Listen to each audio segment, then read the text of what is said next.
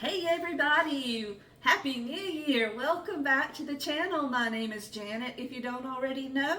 And I thought today we would cook our New Year's Eve meal. New Year's Eve? Hello, it's 2024. It's New Year's. I thought we would cook our New Year's Day meal together. But I don't just cook. I want to can. Let me show you what we've got going on. When I do my New Year's meal, I like to go ahead and can while I'm cooking.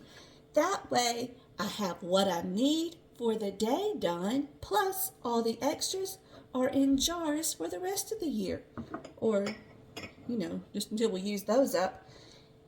The first thing I do the night before is I sort and I rinse my beans.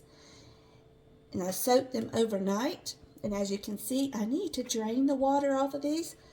So while I'm draining the water, I'm going to let you guys watch this. Pardon the way it's recorded. I was recording for a short. But this is why we sort beans. This is why you sort your black-eyed peas or any dried beans before you eat them. You sort them because they often have stones in them. And you don't want to bite down on that. Let's fill these up. I'm going to give them a little over an inch head space when I put them into the jar.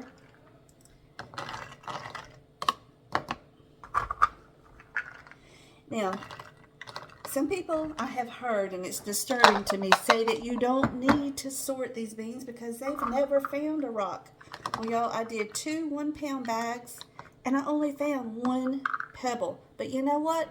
1 pebble is all it takes to break a tooth. And who wants to deal with that when it's so avoidable? So, always, always, always sort those beans. And I wash them because if you've washed your beans before, when they're dry, that water is so dirty. So what we're going to do is just keep filling these all up. And when we have all the jars filled, or as many jars as we need, then we're going to go back and add our broth and just a touch of salt. See, I'm leaving a good bit of space because I don't like my beans packed when I'm done with them. So I don't go exactly by the ball book. Important to remember, underfilling is okay, but you really don't want to overfill. That's where you're going to run into a lot of problems. Doing it this way, you just have more broth, unless your beans soak it all up. That way, that's better for your cornbread.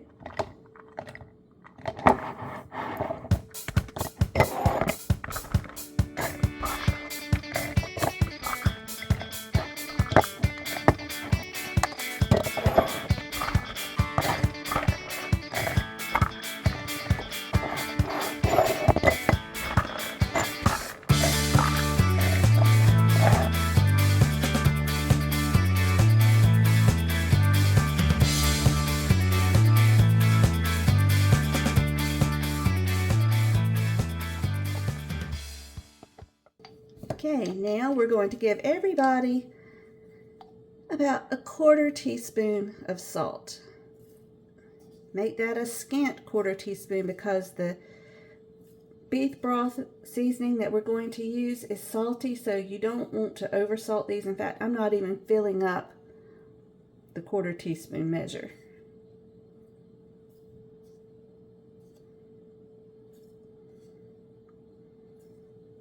Alrighty, then we're going to put in a pinch of salt, excuse me, a pinch of garlic powder. I like just a hint. I don't like for the garlic to overpower, so take it easy. You could use a little bit of fresh garlic if you wanted to, but this is just fine for me. There we go. And let's add the beef broth seasoning.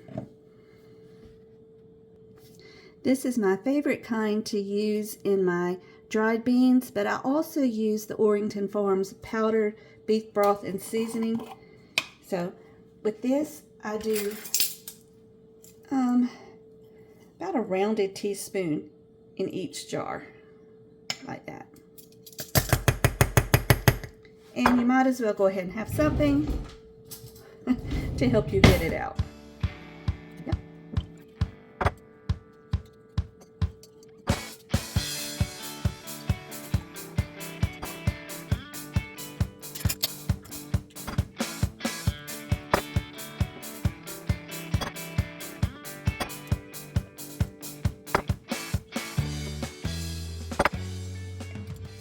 There we go. Now we're going to add water to each of these, and I'm just using room temperature water. I am using bottled water because our water is terrible. When I fill, I will fill to 1 inch headspace.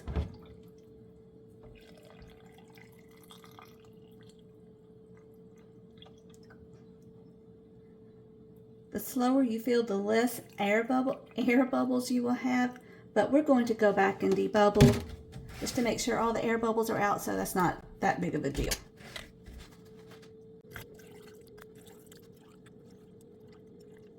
Okay, now if going by the books is super important to you, or you just like nice jars, go ahead and debubble. Just run something smooth and flat around your jar, around the edges, and push towards the center. Or just stir it up. Either way will work just fine. And on some of these, you can see the water level has lowered a little. That, my friends, is why you debubble.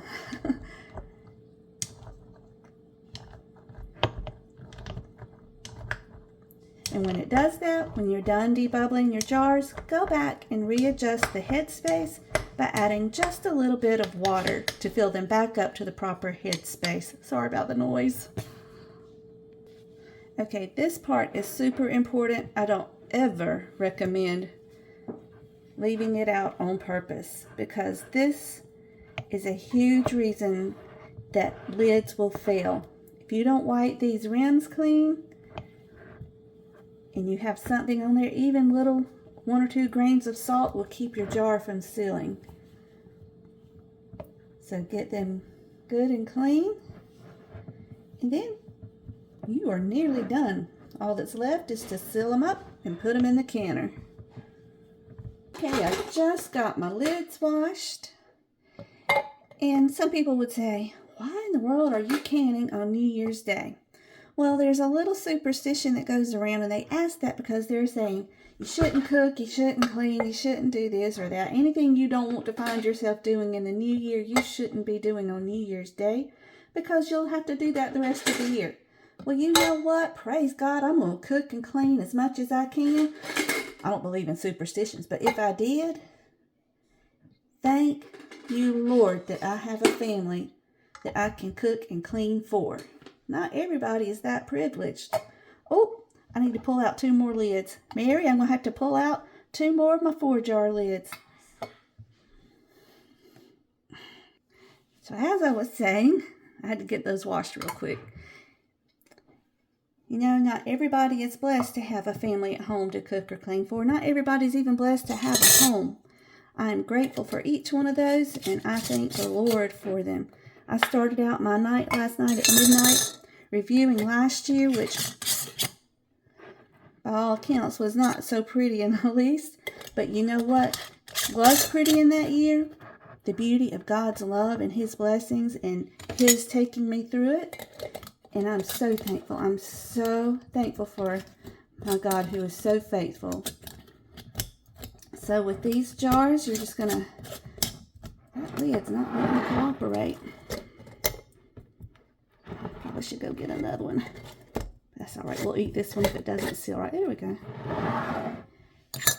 And that's how I want the rest of my year to go. Being appreciative of His blessings and all the good things He does, and looking past all the negative things that happen. I don't want to focus on those.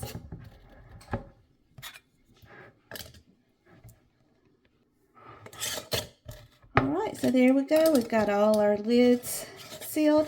And remember, when you put these rings on, just finger tight. You don't want to lock them down. I don't know if that one's going to seal. It sounded pretty, but that's okay. I need some for today anyway. so I'm not too particular. Now what we need to do is put them into the canner. I don't have my canner heating because this water was at room temp, so I'm going to start my canner water at room temp. That way everything comes up to heat together and everything's all the same temperature. Now if you have never canned in your canner before, or you've never read the owner's manual and you're not absolutely 100% sure, I do recommend reading that manual to see how much water is recommended for that canner, because my canner,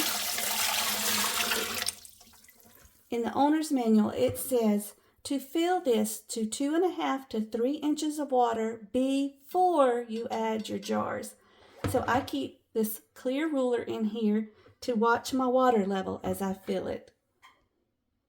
The owner's manual does not say to remove the water once you put jars in to get it back down to that level. Nope, nope, nope. You need this amount of water regardless of jars to make sure that when you add the jars and you bring it up to pressure, they have the proper pressure inside the canner once you start canning. So let's continue filling it.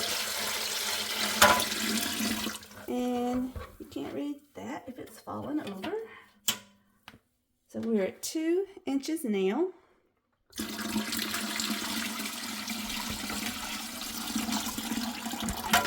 And I think that's right at 3, so that will be just right.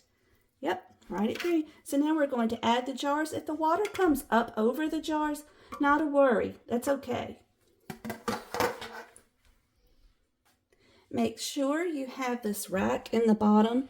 You don't want your jars to sit on the bottom of the canner. It's not good for the jars. You can easily crack them that way. Now remember, the instructions I'm giving you are just for my canner. Your canner could be totally different. So don't go by what I'm saying. You use your owner's manual. If you don't have the physical copy, you can almost always find the owner's manual online. So I've got the bottom filled, but I still have 3 jars I need to get in here. So I just put in the second rack. There we go. All the jars are in. Now let's get the lid on. Okay, if you've been around and you've watched my canning videos, you know this part. You want to make sure that this little arrow is lined up with this little indentation. You just twist it around. You go around. Ooh, got black stuff on me. That's from our hard water.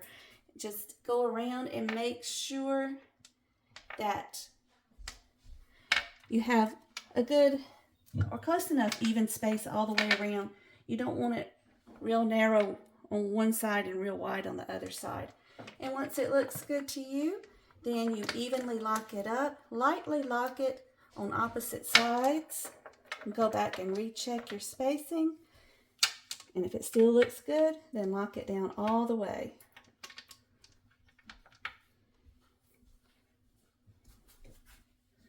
Oh, don't break your glasses on the cabinet.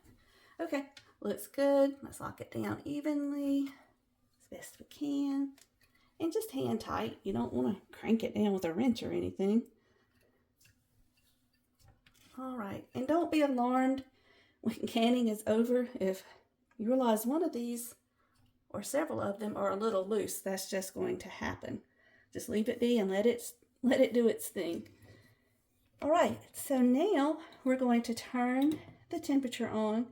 This one I'm going to leave it at a medium high because the eye is smaller, but just whatever you need to do, you're going to wait until you have steam coming out of here and then set the timer for 10 minutes to vent the canner. You don't put the weight on right away. That equalizes the pressure and gets out all the air out of here. Okay, while we're waiting on that to come up to temperature, I'm going to go ahead and start washing my greens. I always wash individual leaves, and then I will put them into a sink of water to soak for a few minutes.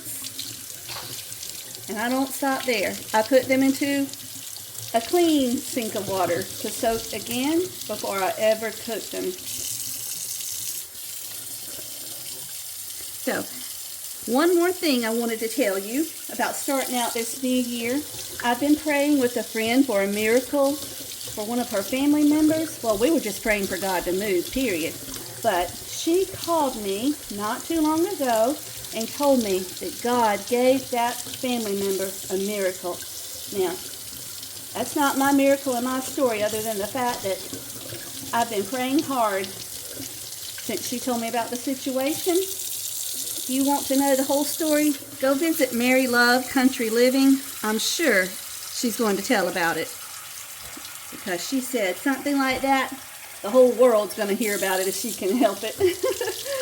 Oh, it was really great. So, hey, starting out the year with God working miracles, I'll take that any day, any year. Because God is still a God of miracles. He's not just a God, He's the God of miracles.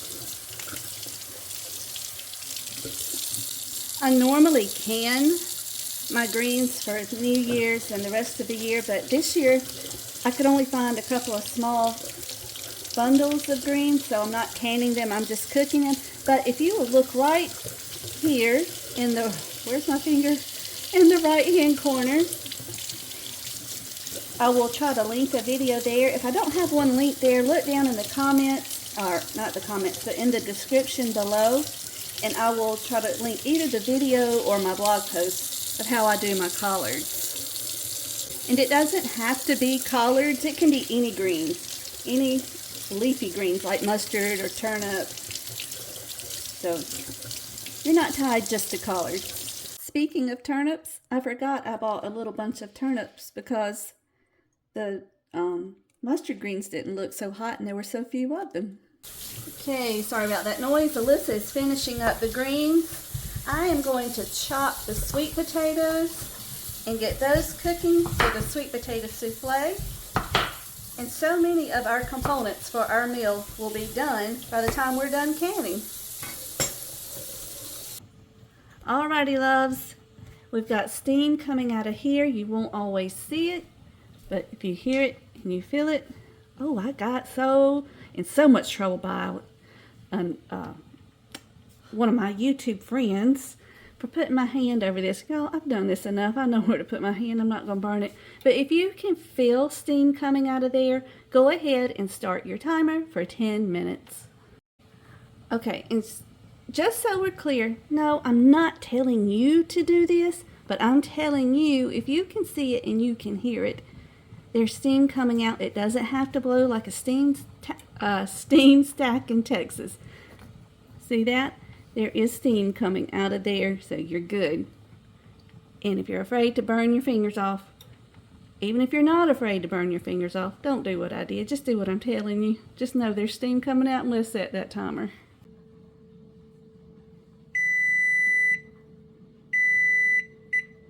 Okay. Our timer just went off, so let's put our weight on, 10 pounds pressure. Now we're going to leave this and not do anything until it comes up to 10 pounds of pressure and starts doing its little jiggling. Then we'll set the timer for 75 minutes because these are pints. If we were doing quarts, we would need to bump that up to 90 minutes. Okay, I am very intentional about doing things slowly if I have the time. So I bring this up on a lower heat. It takes a little longer, but I usually have better canning results. Okay, it's time to set the timer for 75 minutes.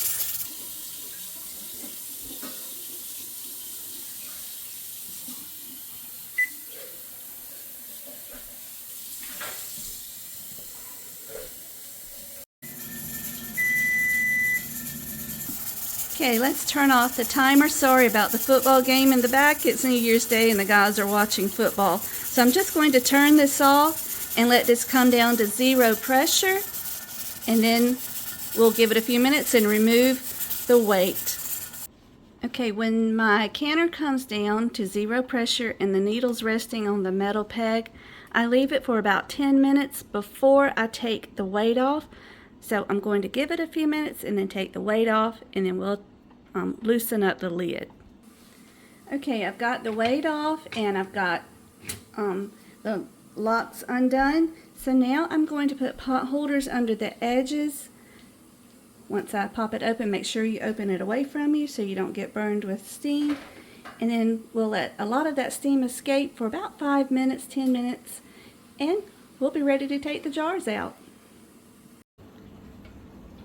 Alrighty, this has been sitting, so now we're ready to take off the lid and take out the jars. Let's move them to the cooling table.